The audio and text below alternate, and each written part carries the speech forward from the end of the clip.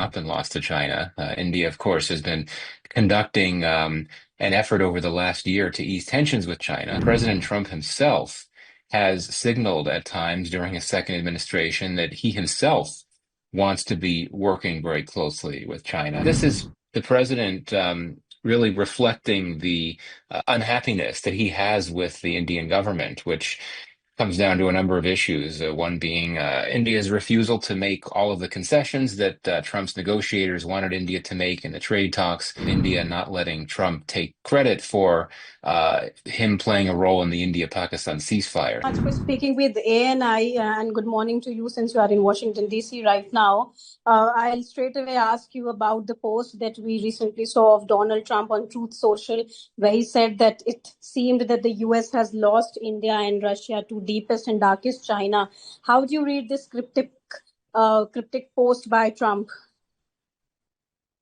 Well, I mean, I think first that we have to be sure that we understand the facts. And one of those facts is that India has not been lost to China. India, of course, has been conducting an effort over the last year to ease tensions with China. But it's very clear that given a series of major factors, such as the disputed border between India and China, which is a source of major distrust, as well as China's alliance with Pakistan, it would be wrong to suggest that India is now, in league with China, or that it has been, quote, lost to China. That's one thing to keep in mind.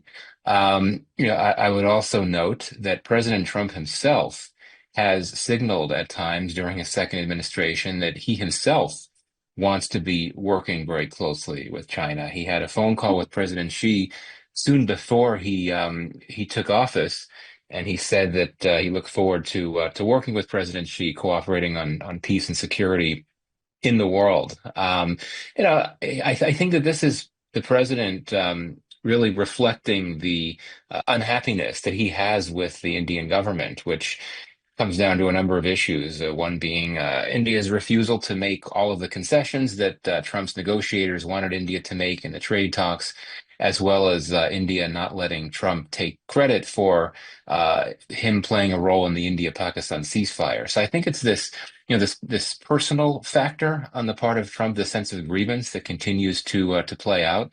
But obviously, I mean, if the president of the United States is saying that it looks like India has been lost to China, that obviously in of itself, even just as a rhetorical point, is very significant, even if it's not true. Right. Michael, India has not made any comment. I mean, it said that we do not have any comment to make, and we are also expecting a response from China soon. How do you see U.S.-China relationship going forward after this post by Trump? I mean, the president and the Trump administration have not really articulated a clear policy toward China. The conventional wisdom is that this Trump administration would pick up where the last administration and also the last Trump administration picked off, and that is to look at China as a strategic competitor, challenge, adversary, threat, whatever term you want to use. And that has been the case at times. I mean, it has appeared that President Trump wants to continue to compete with China, but at the same time, as I noted before, he also has indicated a desire to seek some type of understanding with China. This is a case of President Trump referring to the deepest, darkest China. He's using very charged negative rhetoric against China, but what he says today could be very different from what he says tomorrow. So maybe it's not that much of a surprise that there has not yet been a reaction from either India or China. Maybe there'll be a reaction from Beijing, but I think that this all works to Beijing's advantage, quite frankly, right? China is, of course, looking to start out a new type of world order that would entail countering the United States. And if the president is saying that India, that the U.S. has lost a key partner to China, I mean that certainly is a net positive for Beijing. But again, what he says today could be very different from what he says tomorrow. Right, Michael, we've also seen many U-turns made by President Trump. The president recently took a swipe at Xi and accused him of a plot to conspire against the United States of America. And this was just after the victory parade that was held in Beijing. And just hours after his allegation, he took a U-turn and said that he had a very good relationship with all of them. So how do you see that? I mean, U-turns. This is something that Trump does, and it's whatever happens to be on his mind at any one particular time. And we've seen clearly he's very upset about some components of China's policy, whether you're talking about its recent efforts to use its rare earths as leverage over trade partners, or other commercial policies of China. And if you look at Russia, even, obviously the president's taken a really critical and hostile view to Russia in recent months, but this is someone who has, I would argue, always taken a more moderate view of Russia and Putin than did the Biden administration and indeed Democrats on the whole in the United States.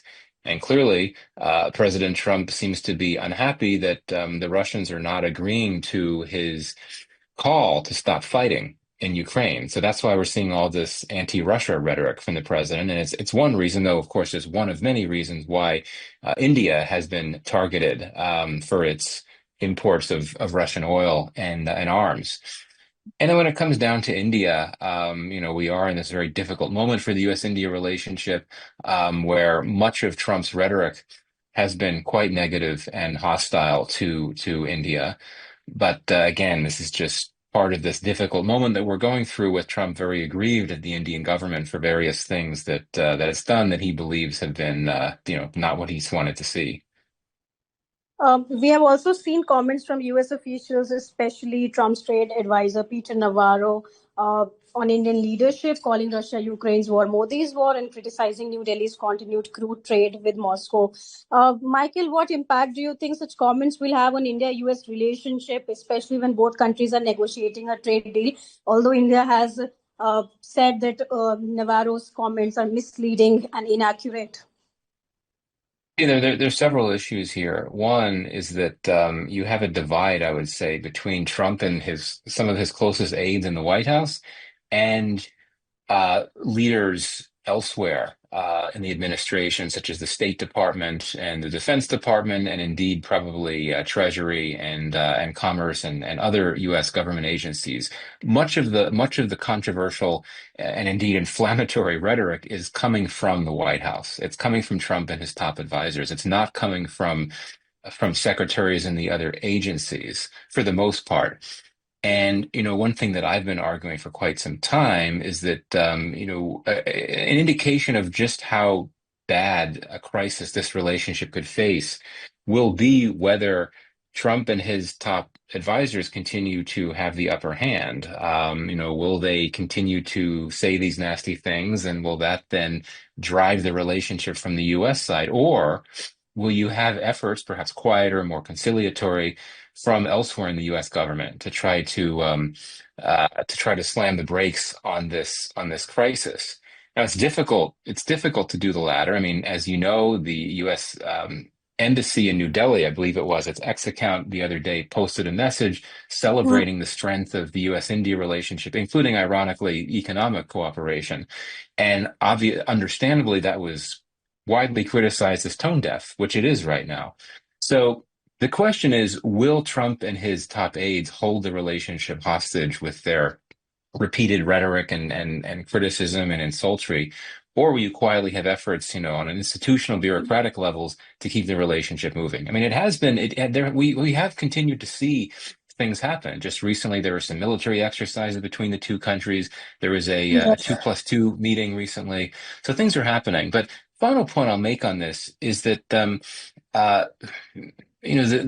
what the president said today about India being lost to China and other overheated rhetoric that's been made, it may not be true. It may not reflect the views of broader Washington, but these comments are picked up on by many members of Trump's base, including some very prominent social media influencers, and it's driving a certain type of message and narrative that is very critical of India, particularly as it relates to pretty sensitive issues, domestic issues in the U.S. like immigration, and this does not help the U.S.-India relationship at all.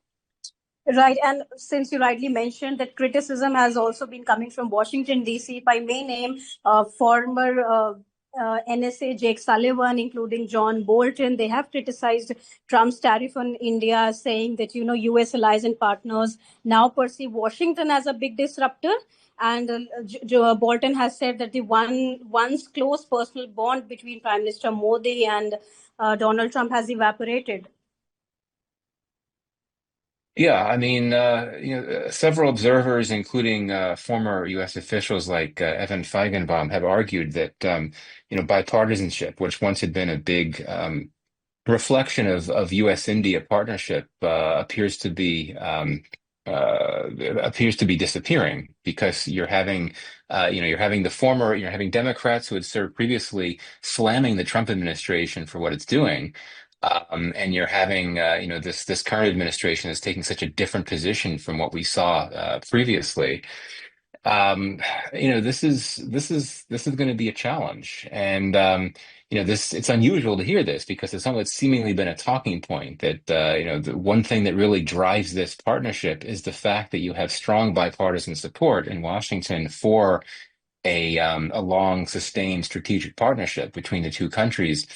That's no longer the case. And so, that suggests that it could take some time. And we have 3 more years, more than 3 more years of the Trump administration. So if the current administration continues to take that position, the positions it's taking now, that suggests it could take a long time to get this relationship in a better place. Perhaps even until we have a new administration. I hope it doesn't take that long. It may not take that long. And as I said before, I'm quite sure that there are those in Washington, including those in high places, who want the relationship to turn around and get better. And I think on this front, there are still some senior India-focused posts in the U.S. government that are unfilled. I mean, we have an assistant secretary for South Asia position at the State Department that still is unfilled. I mean, someone has been nominated, had their confirmation hearings, but hasn't been confirmed yet. So and this takes some time, once we finally have all of the relevant senior positions filled, then I think that we may see some changes because then, you'd have a situation where people with the authority to knock on the White House's door and say, look, we need to change how things are going, will be in place. And that might help ease this crisis in relations. Right. And Michael, just one more question. Where do you see India, China, and Russia relationship going forward? And notably, Trump's post came just after the SEO summit happened in Tianjin. So how do you see the relationship between these three countries going forward, knowing that these are also the part of BRICS and also RIC? Yeah, I mean, I think that this India-China-Russia triangle is not as formidable as some might think it is, or some might like to think it is. As I said before, the India-China relationship remains a fraught relationship, even though there have been efforts to ease tensions, and that will continue. Um, the China-Russia relationship certainly has strengthened significantly, but really since Russia's invasion of Ukraine. And I think that, Russia counted on China as one of its top consistent allies that can continue to supply it with assistance.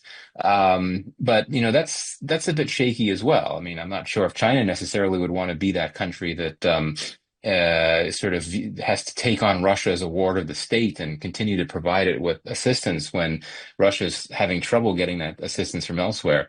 India, Russia, of course, that's a very strong partnership. It's been that way forever. That's not going to change. But two of the three sides of this India, Russia, China triangle, I'd argue, are quite shaky. The India, China one, and even the China, Russia one. But I would say this, that you're right that these are three countries in BRICS, three countries in SCO, both organizations that aim to counter U.S. power and Western-led economic architecture. And given the Trump administration's policies, I do think that all three of these countries, including India, might now have a stronger motivation to try to strengthen, bolster those counter West and counter US organizations. To this point, they haven't been able to do much. They haven't been able to develop mechanisms that actually challenge the dollar and the global economy.